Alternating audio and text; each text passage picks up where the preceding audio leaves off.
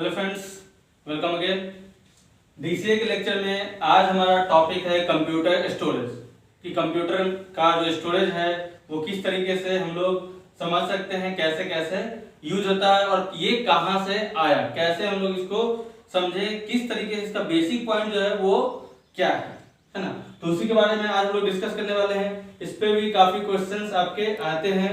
मैं ये जो लेक्चर ले रहा हूँ डीसीए का, इस पे कोशिश ये भी करता हूँ कि आपके जो कंप्यूटर का जो भी क्वेश्चन पेपर हो उसमें भी आपको हेल्प हो, क्योंकि प्रोग्रामिंग में तो ये है कि हाँ वो हम लोग सीखते हैं किस लिए, डेवलपमेंट के लिए। बट डीसीए एडीसीए हम लोग क्या है, बेसिक हमारा कॉन्सेप्ट क्लियर करने के लिए सीखते हैं और इसी के बेसिस पे हमारा कोई भी कंप्यूटर एग्जाम भी होता है तो उस पर भी मेरा मेन फोकस होता है कि आपके क्वेश्चंस भी सॉल्व हो जाए। तो देखिए कंप्यूटर स्टोरेज में जो सबसे छोटा यूनिट है, जैसे इसमें दो पार्ट है। सबसे बेसिक तो ये है कि जब भी हम लोग कंप्यूटर सीखते हैं तो कंप्यूटर में क्या किया गया है, एक हार्डवेयर कंपोनेंट है, एक सॉफ्टवेयर कंपोनेंट है। तो वैसे ही जब भी हम लोग पेन ड्राइव वगैरह खरीदते हैं तो पेन ड्राइव तो एक हार्डवेयर कंपोनेंट हो गया है ना, या सीडी डीवीडी एक हार्डवेयर कंपोनेंट हो गया। तो वो मेरा स्टोरेज डिवाइस हो गया है ना, वो मेरा क्या हो गया, स्टोरेज डिवाइस। लेकिन मैं जो चर्चा करने जा रहा हूं आज कि स्टोरेज डिवाइस में बिट बाइट केबी एमबी जो ये होता है वो कैसे होता है और किस तरीके से उसको रिप्रेजेंट किया जाता है, कहां से ये बिट आया बाइट आया, उसके बारे में भी हम लोग चर्चा करेंगे। उसका कन्वर्जन भी थोड़ा बहुत देखेंगे। तो जैसे मान लिया जाए कंप्यूटर स्टोरेज में आपका सबसे छोटा यूनिट जो है वो क्या है, आपका बिट। कंप्यूटर स्टोरेज में सबसे छोटा यूनिट क्या है, बिट है ना। बिट में आपका देखिए ये बिट है क्या, सबसे मेन पॉइंट हम लोग को ये सीखना है कि ये बिट क्या है। तो फिर से मैं आप लोगों को लेकर चलूंगा बेसिक्स में नंबर सिस्टम। देखिए इसलिए मैं हमेशा से फोकस किया था कि जो नंबर सिस्टम पढ़े थे उसका कहीं ना कहीं कंप्यूटर में हर बार यूज। तो अभी हम लोग बिट देखने जा रहे हैं, ये भी बेसिकली क्या है, नंबर सिस्टम से आपका रिलेटेड है। तो ये देखिए जैसे मान लिया जाए हम लिखते हैं 123, ये एक कैसा नंबर है, ये एक डेसिमल नंबर है। ऐसे तो किसी में भी हो सकता है, लेकिन बेस जब नहीं देते हम लोग, तो जब हम कोई बेस नहीं देते हैं तो मान कर चलते हैं कि हम अपने रियल वर्ल्ड का नंबर सिस्टम पढ़ रहे हैं, डेसिमल नंबर सिस्टम को रिप्रेजेंट कर रहे हैं।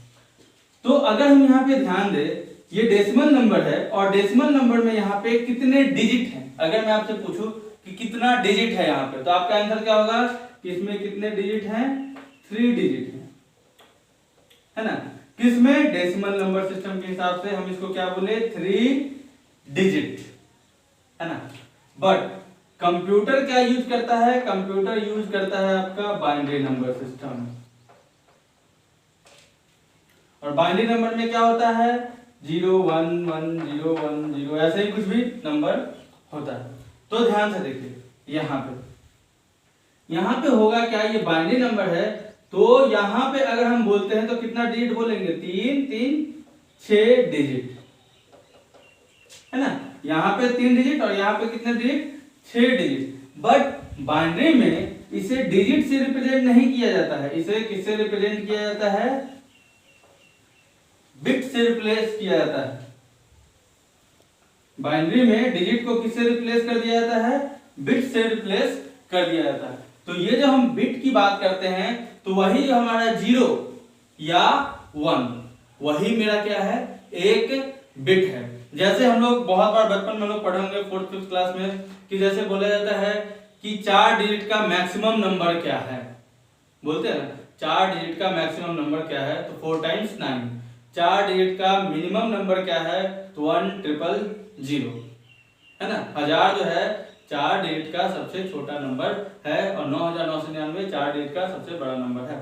तो वैसे ही बाइनरी नंबर में भी बिट बाय बिट कैलकुलेशन होता है कि इस बिट में, इतने बिट में इसका मिनिमम क्या हो सकता है वैल्यू और इतने ही बिट में इसका मैक्सिमम वैल्यू क्या हो सकता है। तो वहां पे सबसे मेन दिक्कत ये होता है कि बहुत लोगों को बिट नहीं समझ में आता रहता है।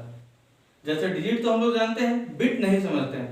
तो बिट और कुछ नहीं है, जितने बार 0 1 आएगा उतना ही बिट आपका होगा, समझ रहे हैं। तो अब मुझे लग रहा है कि यहाँ पे आपको क्लियर हो गया होगा कि बिट क्या होता है। 0 और 1 जो होता है वही हमारा बिट है, जितने बार वो रिप्रेजेंट किया जाएगा, जितने बार वो आएगा वही हमारा उतना बिट कहलाएगा। देखिए इसलिए छोटा यूनिट आपका सबसे स्टोरेज का क्या हो गया, बिट हो गया। अब इसी बिट को जब क्या करते हैं 4 बिट एक साथ जोड़ा जाता है तो उसको बोला जाता है 1 निबल, है ना। मीन्स ये जो है इसे हम बोल सकते हैं 4 बिट या फिर हम इसे बोल सकते हैं 1 निबल।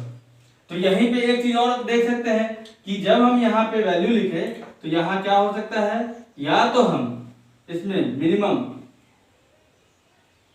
4 जीरो से रिप्रेजेंट कर सकते हैं या फिर इसी का वैल्यू 4 बार 1 हो सकता है जब हम एक निबल की बात करते हैं। तो एक निबल का मिनिमम वैल्यू क्या हो गया, 0। जैसे यहाँ पे बिट का अगर देखते हैं तो बिट का मिनिमम वैल्यू 0, मैक्सिमम वैल्यू 1, क्योंकि एक बिट 1 बिट तो इसका मिनिमम वैल्यू 0, या तो 0 हो सकता है या 1 हो सकता है। वैसे ही निबल का अगर देखें तो या तो 0 हो सकता है या 4 बार 1 होगा तो ये क्या हो जाएगा 15 हो जाएगा। अगर डेसिमल में रिप्रेजेंट करते हैं कि कितना स्टोरेज होगा तो समझ आए। वैसे ही 8 बिट या 2 निबल हमारा क्या हो जाएगा 1 बाइट। मीन्स यहाँ पे 8 बिट जब आएगा तो वो क्या हो जाएगा 1 बाइट बन जाएगा। तो यहाँ पे देखिए 8 बिट मतलब 8 बार 0 या फिर 8 बार 1। तो इसका अगर मिनिमम वैल्यू तो 0, मैक्सिमम वैल्यू तो 255 या 6, ये हो जाएगा आपका, देख लीजिएगा 256 होगा। तो ये हो गया आपका 0 या 256, सॉरी 255।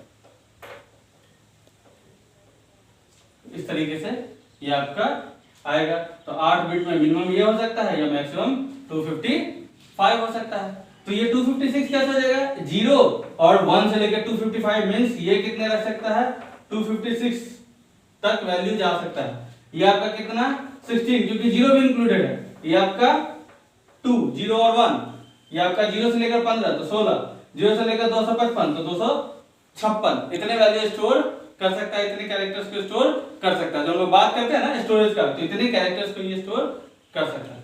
इसी तरीके से हमारा काम करता है। वैसे ही देखिए इससे आगे बढ़ते हैं। अब तो शायद बिट का आपको क्लियर हो गया होगा। अब जैसे यहीं पे 1024 बाइट, अब देखिए ध्यान से हम लोग क्या करते हैं, जो हम लोग अपना मेजरमेंट यूनिट पढ़ते हैं तो वहां पे मेजरमेंट यूनिट में क्या होता है 1000 100 ऐसे रिप्रेजेंट करते हैं। बट यहाँ पे क्या है अप्रोक्स हम लोग 1024 बाइट, क्योंकि ये क्या होना चाहिए 2 के मल्टीपल में ही होना चाहिए क्योंकि पावर बढ़ रहा है ना। तो इसलिए 1024 बाइट आपका क्या हो जाता है 1 किलोबाइट।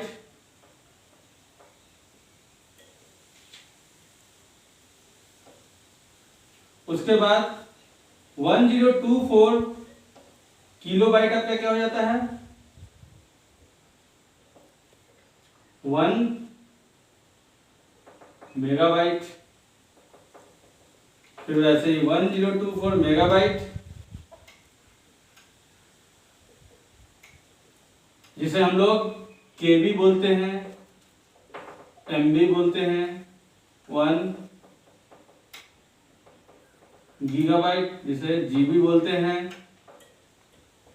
1024 गीगाबाइट आपका क्या हो जाता है 1 टेराबाइट।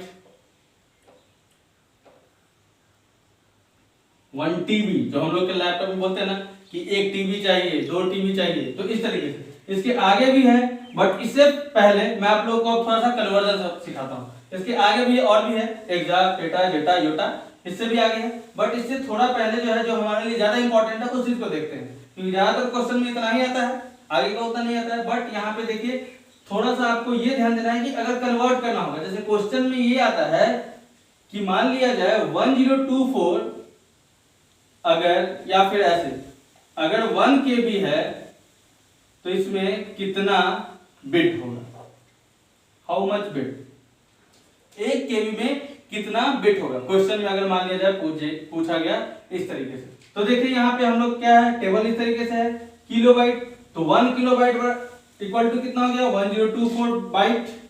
तो पहले हम बाइट में कन्वर्ट किए, ये मेरा चला गया बाइट।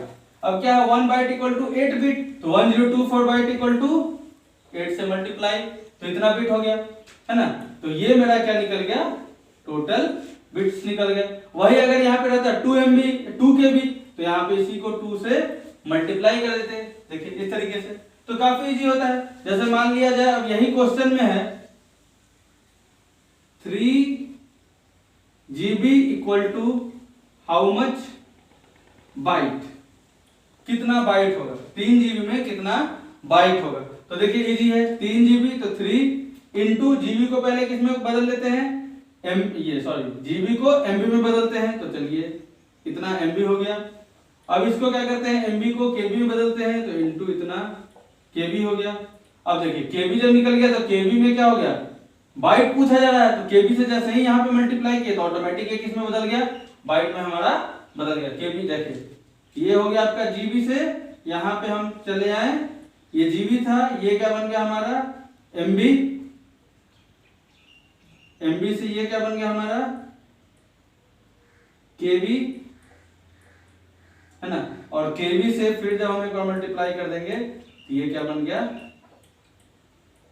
बाइट। तो इतना हमारा टोटल बाइट होता है। तो इस तरीके से जब भी आपको क्वेश्चन आएगा मल्टीप्लाई कीजिए टेबल में, ऑटोमेटिक आपका कन्वर्ट हो जाएगा। मैं इसी चीज को जो है डिस्क्रिप्शन बॉक्स में जितने भी हमारा शुरू से लास्ट तक है उसको लिख दूंगा कि कितने बिट में क्या होता है। इसको आप नोट डाउन भी आसानी से वहां से या कॉपी पेस्ट करके एक जगह पे रख लीजिएगा, ताकि आपको एग्जाम में प्रॉब्लम ना हो, आसानी से समझ पाइएगा। तो मेन इसमें यही था कि किस तरीके से कन्वर्ट, इस पे क्वेश्चंस आ जाते हैं और थोड़ा बहुत इस पे क्वेश्चन आता है ना। तो इस चीज के बारे में आपको टोटल नॉलेज दिया गया। हाँ एक बात और जो मैं आप लोगों को बताना चाहूंगा, जैसे हम लोग क्या कर रहे हैं, अभी लॉकडाउन के कारण काफी स्टूडेंट्स सही ढंग से क्लास नहीं कर पा रहे हैं, या बहुत जगह ऐसा हो रहा है कि सिर्फ नोट्स शेयरिंग किया जा रहा है। तो हम लोगों ने एक और प्लेटफॉर्म शुरू किया है वाईफाई स्कूलिंग के नाम से, जिसमें ये है वाईफाई स्कूलिंग, नाम से ही पता लग रहा है कि नहीं।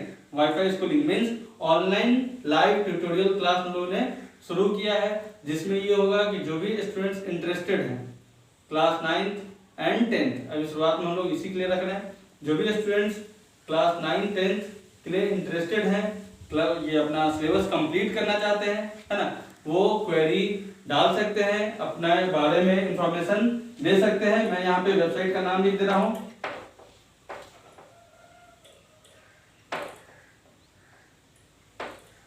वेबसाइट का नाम है आपका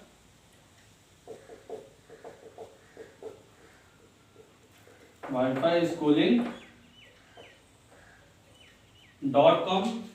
इसमें ये है कि काफी मिनिमल चार्ज पे आपका जो क्या किया गया है, ऑनलाइन क्लास शुरू किया गया। इसमें ये है फीचर, इसका ये है कि 3 महीने के अंदर, आपका 3 मंथ्स के अंदर टोटल सिलेबस को कंप्लीट करवा दिया जाएगा, आपको नोट्स वगैरह प्रोवाइड किया जाएगा। और सबसे बेस्ट पार्ट ये है कि देखिए हम लोग यूट्यूब लेक्चर वगैरह भी देखते हैं, बट इसमें मेन पार्ट ये है कि आपको मेंटरिंग भी किया जाएगा। जैसे मान लीजिए आप लोग पढ़ते हैं, उसके बाद जो भी आपको क्वेश्चन होता है आप पूछते हैं, आपको डाउट क्लियर किया जाता है व्हाट्सएप पे या किसी भी तरीके से। तो वैसे ही जो भी स्टूडेंट ज्वाइन होंगे उनको लेक्चर भी दिया जाएगा, साथ ही साथ उनके लिए एक मेंटर अपॉइंटेड होंगे जो कि उनके डाउट्स को क्लियर कर देंगे। जो भी उनका क्वेश्चन होंगे, क्वेरी होंगे, उसको भी क्लियर किया जाएगा। दूसरी बात यह है कि आपका 3 मंथ्स के अंदर सारा का सारा सिलेबस कंप्लीट हो जाएगा, है ना। इससे आपको फिर बाद में ये फायदा होगा कि जब भी आपको दोबारा से जो आप स्कूल ज्वाइन कीजिएगा तो आपको क्या है, सिर्फ रिवीजन करना होगा, है ना, सिर्फ रिवीजन चाहिए होगा, और बाकी आपका पूरा का पूरा कोर्स पहले से कंप्लीट रहेगा। दूसरा बात यह है कि जो भी इसमें आपको सिखाने वाले होंगे वो इंजीनियरिंग या मेडिकल बैकग्राउंड से हैं, इसलिए काफी एक्सपीरियंस भी होंगे उस टॉपिक को लेकर के, इसलिए काफी अच्छे ढंग से आपको सिखा पाएंगे। तो इसलिए जिनको भी इंटरेस्ट होगा, जो भी भाई बहन कजन वगैरह जो भी हैं, रिलेटिव्स हैं, उनको बताइए, ताकि ये जो समय हमारा चल रहा है इसको काफी अच्छे ढंग से हम लोग यूटिलाइज कर सके। तो आज के लिए इतना ही, थैंक यू।